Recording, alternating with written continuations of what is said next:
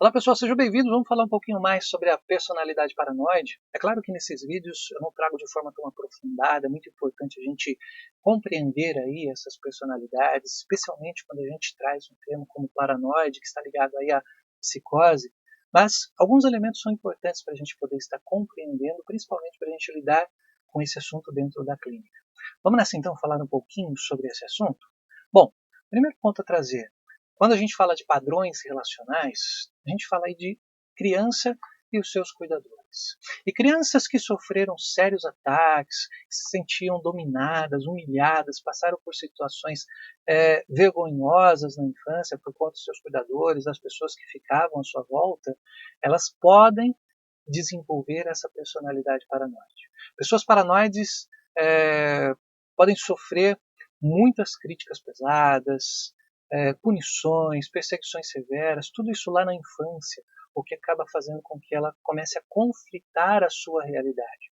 Muitas das crianças paranoides vêm de lares onde predominava a crítica, sentimento de ridículo, devido à relação familiar, onde a criança era tida como alvo dessas críticas, comportamentos abusivos, como o próprio bullying dentro da família. Então são crianças que podem ter passado por situações muito vergonhosas e muito críticas diante do que elas faziam. E normalmente essas famílias também agem com provocações, com sarcasmo, aquelas piadinhas constantes, fazendo com que a criança venha sofrer muito por conta desses comportamentos. Em outros casos, há também uma identificação com algum dos cuidadores. O comportamento do cuidador vai influenciar no desenvolvimento da criança, assim como o ambiente pode influenciar, assim como as vivências que a criança tem vão influenciar também no seu desenvolvimento. Né? E um cuidador que também sofre de paranoia, que tem algum comportamento ali paranoide, poderá levar essa característica para a criança e a criança passar a agir de forma paranoide também. Então é muito importante a gente ter essa atenção sobre o nosso próprio comportamento e o que nós vamos passar para os nossos filhos. Quando isso acontece, o cuidador não sabe lidar com as questões da criança. Pode ocorrer aí projeções, pode ocorrer aí introjeções, e a criança então fica desamparada ou extremamente assustada com a reação do cuidador, devido a uma ansiedade desses cuidadores. Mas é importante a gente frisar também, né? Isso não quer dizer que a criança será paranoide, mas a criança está tendo aquela referência, principalmente quando a gente fala da segunda fase do desenvolvimento psicossexual, que seria a fase anal. Né? E na fase anal há um processo de identificação com um dos cuidadores.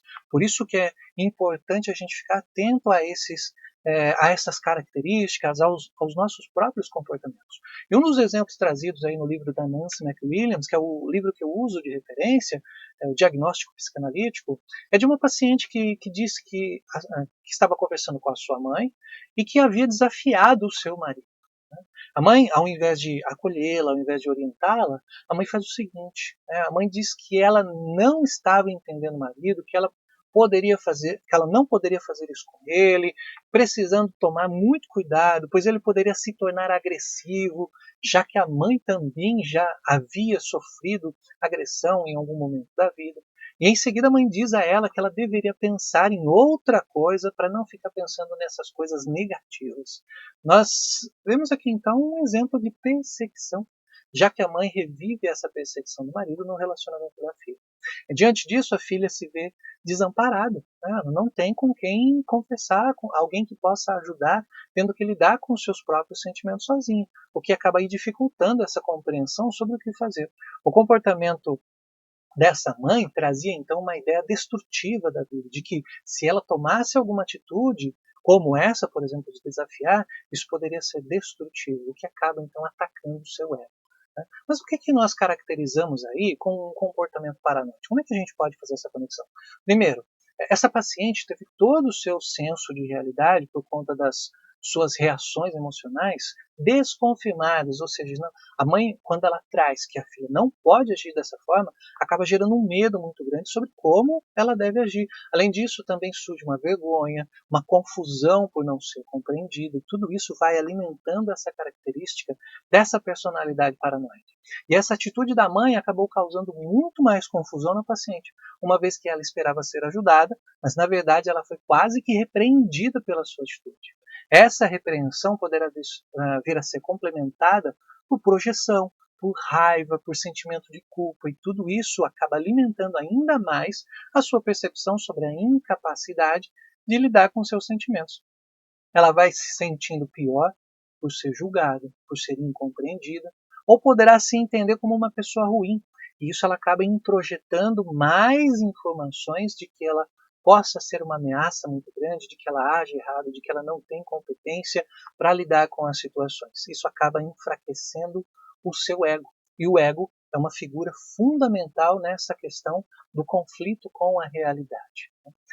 Essas confusões mentais vão alimentando um comportamento paranoico, principalmente se esses comportamentos vão se repetindo com o tempo. Sempre que tem uma atitude, vem uma repreensão. Uma atitude, uma repreensão.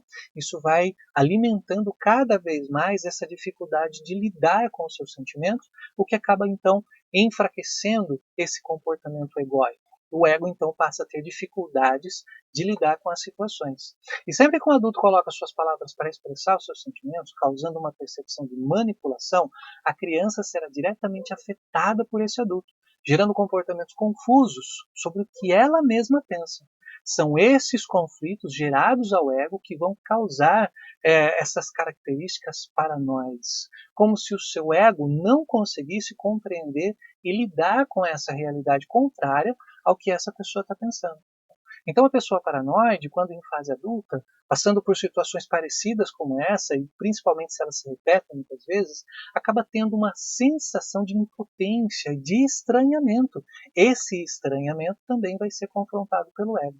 Já que a paranoia faz parte aí de uma subestrutura da psicose, a intenção aí é uma foraclusão. Então, a possibilidade de haver essa foraclusão é muito grande. Por quê? Porque o ego não consegue suportar toda essa situação estranha, o que nós chamamos aí de egodistonia, né? Ou seja, algo estranho ao ego. E nesse exemplo que nós estamos utilizando aqui, a ansiedade da mãe causou essa imensa confusão nessa paciente. Mas não é só isso, nós temos que levar outro aspecto aí em consideração. Se essa paciente tivesse sido acolhida na infância, tivesse tido toda a atenção da sua cuidadora, essa personalidade paranoide talvez não teria sido desenvolvida.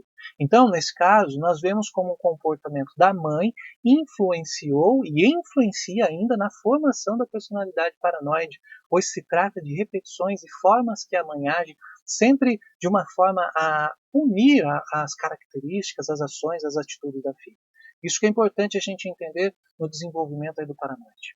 Outro fator, utilizando esse mesmo exemplo, é o pai dessa paciente, já que ela foi paciente aí da Nancy McWilliams, o pai dessa paciente era extremamente explosivo, era crítico, não respeitava qualquer limite, estava sempre humilhando, sempre brigando, debatendo, e isso acaba influenciando muito mais nessa dificuldade de lidar com esse mundo, principalmente para as crianças.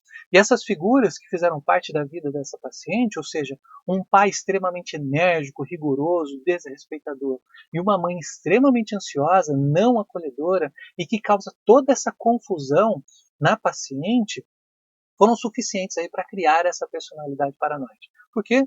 Porque muito que provável que desde a infância isso já acontecia. Paranoides, por vezes, também são confundidos com psicopatas, pois às vezes eles têm reações comportamentais bastante agressivas, principalmente se está havendo aí a foraclusão, e essa foraclusão é uma projeção de algo ameaçador. Então, uma característica do paranoide, uma frase do paranoide é atacar antes de ser atacado. O paranoide, então, ele pode atacar uma pessoa. Por quê? Porque ele está projetando o seu sentimento nesta pessoa. E muitas vezes a pessoa não tem nada a ver com isso. Por esse motivo, algumas pessoas acabam confundindo essas duas personalidades. Ou seja, o paranoide com o psicopata. Né? E, na verdade, tem uma característica bastante diferente. O que diferencia aí é a capacidade de amar.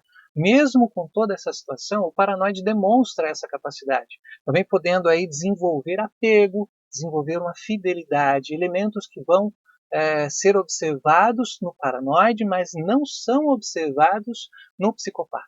E apesar de terem vivido com cuidadores persecutórios, ansiosos, ou mesmo inapropriados, os paranoides conseguem criar vínculos afetivos. E são exatamente esses vínculos afetivos que permitem que a análise aconteça. Então é possível criar vínculos, ter transferência com o paranoide, por quê? Porque ele consegue expressar o seu sentimento, diferente aí dos psicopatas, e ele consegue também transferir alguma coisa para o analista. Bom, esse é o vídeo de hoje. Como eu disse, não é um vídeo aprofundado no tema do paranoide, mas são apenas algumas características para ajudar a entender como são esses padrões relacionais. Ok? Nos vemos no próximo vídeo. Um abraço e até a próxima!